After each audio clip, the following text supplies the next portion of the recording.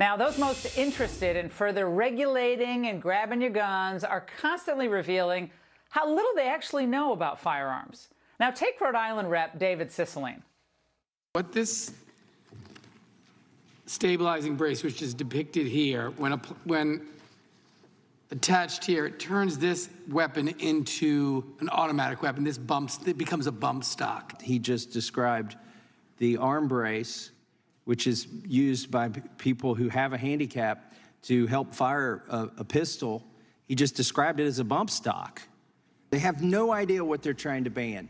Like if they could use Wikipedia or a picture or something here really quickly to understand that what she's offering has nothing to do with the bump stock. Joining me now is Congressman Tom Massie, the man you just saw explaining the basics of a gun structure to that Democratic representative. Congressman, have they figured out yet what they're trying to ban, other than saying weapons of war, which is a tedious phrase?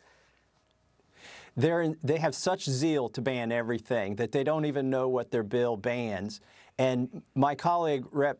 Michelle Fischbach, she offered a very simple amendment to say, I just want to make sure you're not banning this device that's used by disabled people to fire a pistol. And that's when they said it was a machine gun.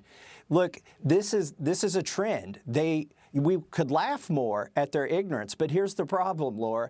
Their ignorance causes them to write bills that will cover law-abiding citizens. They wrote a bill a couple weeks ago and passed it to cover gun traffickers, but I pointed out to them it would cover victims of domestic violence if they merely borrowed a gun from their neighbor.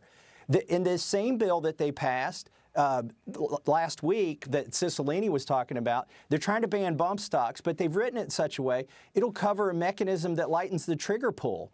Like, just makes your gun easier to fire. And time again, they're over-legislating, I would say, because of their ignorance. So I'm torn. Do you educate them, or do you just let them flop around? The problem is when they flop around, they ban everything. Well, tonight on NBC, Merrick Garland, the Attorney General, Congressman, issued a warning. Watch this. These very cheap devices that can be made at home that can transform a semi-automatic rifle or a semi-automatic pistol into You just saw a demonstration of that. That's right. For a few cents, a semi-automatic weapon became a machine gun, essentially. Exactly.